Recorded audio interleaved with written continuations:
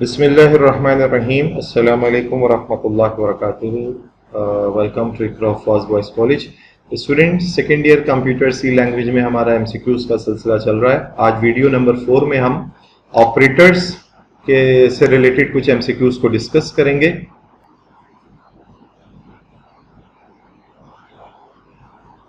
जी, तो पहला एमसीक्यूज है हमारे पास, चूज अ करेक्ट स्टेटमेंट। तो ऑपरेटर्स एंड एक्सप्रेशंस वाले यूनिट के अंदर आपने जाना था कि ऑपरेटर्स, ऑपरेंड्स, वेरिएबल्स ये सब मिलके जो है एक एक्सप्रेशंस भी फॉर्म करते हैं। तो आपके पास लिखा हुआ है इंटीजर a बराबर है 12 + 3 स्टैरिक 5/4 - 10। तो इस स्टेटमेंट से रिलेटेड कौन सी बात दुरुस्त है? क्या 12, 3, 5, 4 एंड 10 ऑपरेटर्स हैं, plus minus asterisk and slash operand है, और इक्वल जो है इंक्रीमेंट ऑपरेटर है? इस एक से 12 ऑप्शन बी में कह रहे हैं 12, 3, 5, 4 एंड 10 आर ऑपरेंड्स, और जबकि plus minus asterisk and slash are operators, जबकि इक्वल जो है वो इज डिक्रीमेंट ऑपरेटर है। तो पहले वाले में तो आप जानते हैं कि 12, 3, 5, 4 जो है ये ऑपरेटर्स नहीं, ये ऑपरेंड्स कहलाते हैं। प्लस माइनस स्टेरिक स्लैश जो दिया हुआ है फॉरवर्ड स्लैश, ये डिवीजन का सिंबल, ये ऑपरेटर्स कहलाते हैं। और रह गई बात इक्वल साइन की, तो ये असाइनमेंट ऑपरेटर है। तो ये हमें ऑप्शन सी में करेक्ट ऑप्शन नजर आ रहा है, बाकी सब जगहों पे कोई ना कोई मिस्टेक मौजूद है। तो option C is correct over here. I hope कि आपने भी इसको गैस कर लिया होगा मेरे जवाब देने से पहले। सेकेंड एमसीक्यूज है, operator percent in C language is called.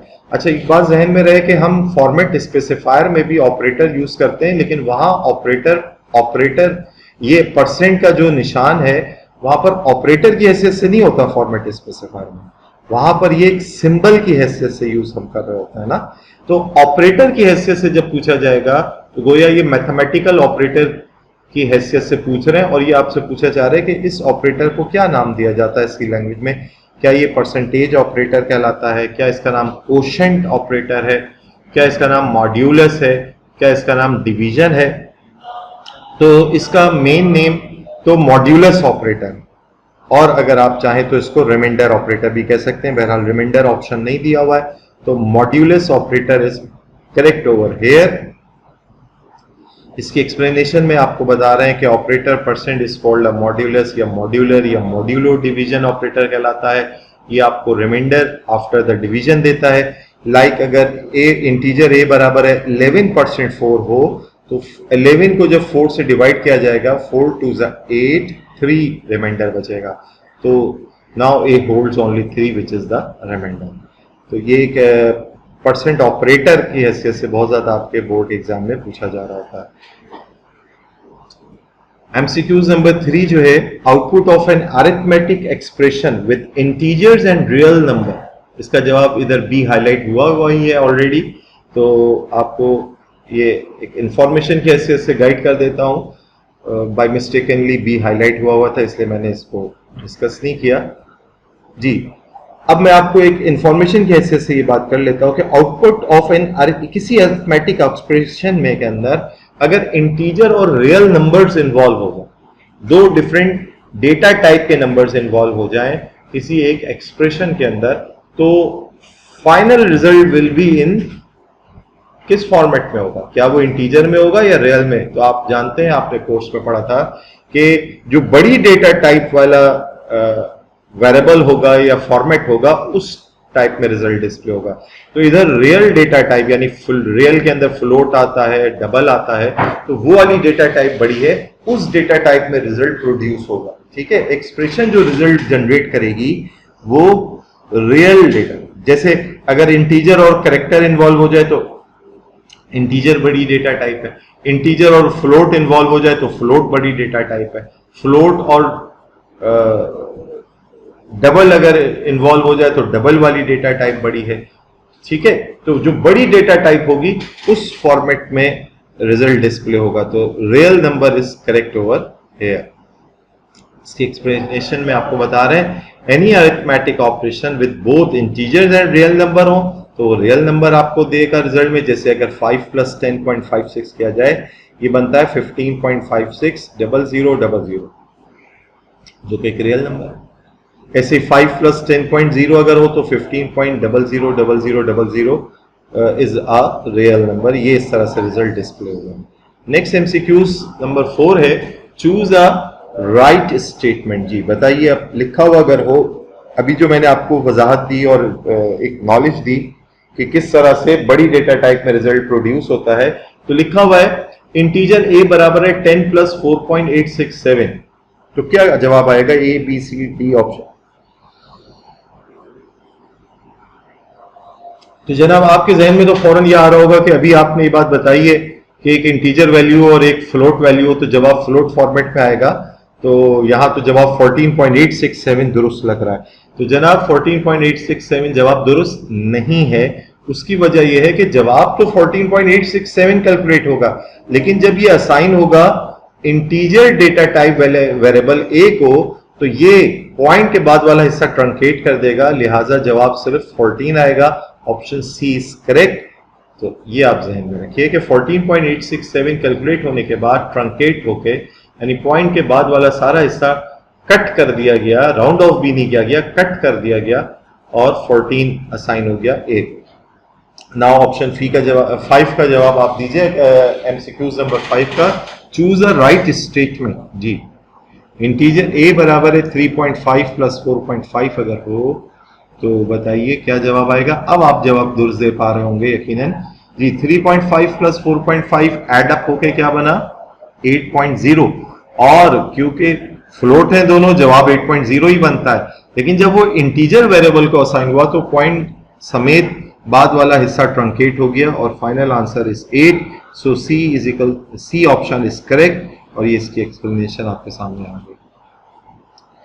Ji MCQs number 6 में कह रहे हैं चूज अ राइट स्टेटमेंट। अब फ्लोट डेटा टाइप है, variable name is var, 3.5 + 4.5 is जी ये 8.0 बनता है, तो 8.0 ही असाइन हो जाएगा var को।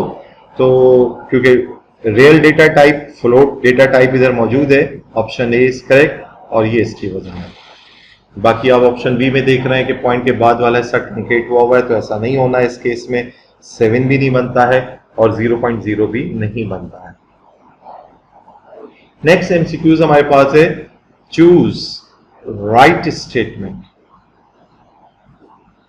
राइट स्टेटमेंट आपको चूज करनी है। ये लिखा हुआ है इंटीजर मेन। अच्छा स्टूडेंट जहन में रहे, हम व्हाइट मेन व्हाइट लिखते रहे हैं या सिर्फ मेन ब्रैकेट ओपन क्लोज, जिसका मतलब भी व्हाइट मेन व्हाइट होता है। लेकिन अगर हमने पहले वाले व्हाइट की जगह इंटीजर लिखा है तो हमें कुछ ना कुछ रिटर्न करवाना होगा इसको, तभी आप इस प्रोग्राम के आखिर में देख रहे हैं रिटर्न 0 लिखा हुआ है। कुछ भी रिटर्न करने को नहीं है तो रिटर्न 0, ठीक है भाई। तो ये भी एक प्रोग्राम का डिस्प्ले का तरीकाकार होता है। अगर आप इंटरनेट के ऊपर मुख्तलिफ सी लैंग्वेज के प्रोग्राम कंसल्ट करें, हेल्प के तौर पे देखें, तो उसके अंदर आपको नॉर्मली ये इंटीजर मेन और इसी हालत में प्रोग्राम लिखे हुए मिलेंगे और आखिर में रिटर्न 0 भी मिलेगा। लेकिन अगर हम इसको वाइड मेन या सिर्फ मेन ब्रैकेट ओपन क्लोज करके अगर चलाएंगे तो ये रिटर्न 0 वाली स्टेटमेंट लिखने की जरूरत पर पेश नहीं आती है। अब देखिए इस प्रोग्राम में कह रहे हैं फ्लोट c बराबर है 3.5 + 4.5, तो 3.5 + 4.5 ऐड होगा, ये 8 बनता है 8.0। 8c की वैल्यू हो गई 8.0 और c की वैल्यू को जब %f फॉर्मेट में डिस्प्ले कराया तो फिर क्या रिजल्ट डिस्प्ले होगा? 8.000000। ये इसका करेक्ट आंसर होगा। और ये इतने सारे जीरो क्यों आ रहे हैं जी, इसकी वजाहत में जान लीजिए कि float can print precision up to 6 digits. 6 digits तक की एक्यूरेसी के साथ वैल्यू डिस्प्ले करता है, उसके बाद वो स्किप करता है। सो 6 zeros will be shown if there are no digits after any decimal point. Now MCQs number 8 में कह रहे हैं choose a right statement. Integer main float c बराबर है 3.5 + 4.5 printf %d। अच्छा यहाँ पर ऊपर वाले प्रोग्राम और इस प्रोग्राम में फर्क क्या है? यहाँ पर भी 3.5 + 4.5 हो रहा है, 8.0 कैलकुलेट हुआ, c को असाइन हो गया, फ्लोट डेटा टाइप है तो वही वो 8 पॉइंट के बाद 000000 c को असाइन हो गया। अब प्रिंट एफ की बात हो रही है, इंटीजर फॉर्मेट में प्रिंट करा रहा है। वैल्यू फ्लोट की है। यहां देखिए सी को पहले क्या किया गया, ब्रैकेट ओपन क्लोज के अंदर इंटीजर लिखा हुआ है, ये कास्टिंग का अमल किया गया।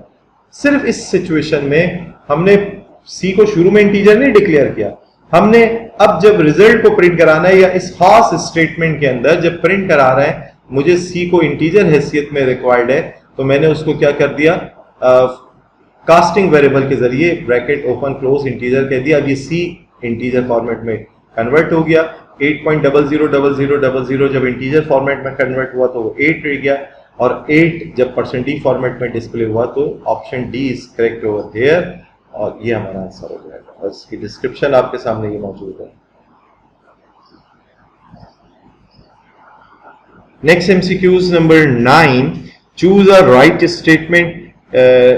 1 2 3 4 स्टेटमेंट दी हुई है और फिर उसके अगेंस्ट में आपको 4 ऑप्शन में से एक ऑप्शन को करेक्ट करना है। इंटीजर a बराबर है 5/2, b बराबर है 5.0/2, c बराबर है 5 डिवाइडेड बाई 2.0, d बराबर है 5.0/2.0। तो स्टूडेंट्स आप जानते हो कि डिवीजन ऑपरेटर अगर दोनों इंटीजर ऑपरेंड हो, 5 और 2 जो ऑपरेंड हैं दोनों इंटीजर हो, तो रिजल्ट इंटीजर में देता है, और अगर एक भी फ्लोटिंग पॉइंट में आ जाए तो रिजल्ट वो फ्लोट में देता है। तो न्यूमरेटर अगर फ्लोट में है या डिनोमिनेटर फ्लोट में या दोनों फ्लोट में, तो फ्लोट में आएगा। तो यहां तो पहला 5/2 से जवाब बनता है, 2 2s 4, बस बात खत्म हो गई, क्योंकि उसके बाद पॉइंट लगाने की इजाजत नहीं है, इंटीजर ऑपरेंड है तो इंटीजर फॉर्मेट में ही रिजल्ट आएगा। तो बजाय ऐसा लगता है कि अगले जो डिविजन्स हैं वहां पर रिजल्ट हो रहा होगा 2.5 समथिंग, लेकिन आप इधर नोटिस कर लीजिए इस बात को कि ये वैल्यू कैलकुलेट इधर भले से 2.5000 हो रही हो इन तीनों जगहों पे, लेकिन जब वो असाइन इंटीजर वेरिएबल को हो रहा है तो पॉइंट के बाद वाला हिस्सा कट ऑफ हो रहा है। तो ए बी सी डी इन चारों वेरिएबल के अंदर 2 2 2 और 2 असाइन होगा। Option A is correct over here. ये इसकी डिस्क्रिप्शन आपके सामने मौजूद है। Irrespective of numbers after decimal point, an integer variable holds only integer value, वो पॉइंट के बाद वाली वैल्यू को ट्रंकेट यानी कट कर देता है, रिमूव कर देता है बगैर किसी उसको राउंड ऑफ के। एमसीक्यूज नंबर 10, आज के वीडियो लेक्चर के लास्ट एमसीक्यूज की बात अगर हम करें, कह रहे हैं choose a right statement. Float a बराबर है 5/2, b बराबर है 5, बिल्कुल ऊपर वाली बात है, बस अब इधर a b c d के साथ फ्लोट वेरिएबल यूज हो रहा है, तो यकीनन अब आप जवाब अच्छा सा देना जान जाएंगे कि 5/2 जब इंटीजर डिवीजन हुई तो जवाब इंटीजर में ही आएगा, 2 आना है जवाब, क्योंकि वो वैल्यू फ्लोट वेरिएबल को असाइन हो रही है। तो इधर क्या हो जाना है, a को क्या असाइन होना है, 2.0 असाइन होना है जी। तो 2 नहीं असाइन होगा, 2 वैल्यू है, जब वो फ्लोट डेटा टाइप को असाइन हुई तो 2.0 हो गई। ऐसे ही बी के अंदर 2 क्या आ जाएगा, 5 आएगा जी, कंप्लीट डिवीजन होगी ना, तो असल वैल्यू तो 2.5 है वो आएगा। सी के अंदर भी 2.5 आएगा और डी के अंदर भी 2.5 आएगा। ये option C is correct over here, और यहाँ आपको इसकी डिस्क्रिप्शन आ रही है। तो स्टूडेंट्स आई होप कि आपने इस कॉन्सेप्ट को जाना होगा, इसको अच्छी तरीके से अपने जहन में बिठाइए इस कॉन्सेप्ट को, ताकि इससे मिलते जुलते या इस जैसे कोई एमसीक्यूज आपके एग्जाम का हिस्सा बने तो आप उसको अटेम्प्ट कर सकें। जज़ाकल्लाहु खैर, सी यू नेक्स्ट टाइम इंशाअल्लाह। अस्सलाम वालेकुम व रहमतुल्लाहि व बरकातुहू।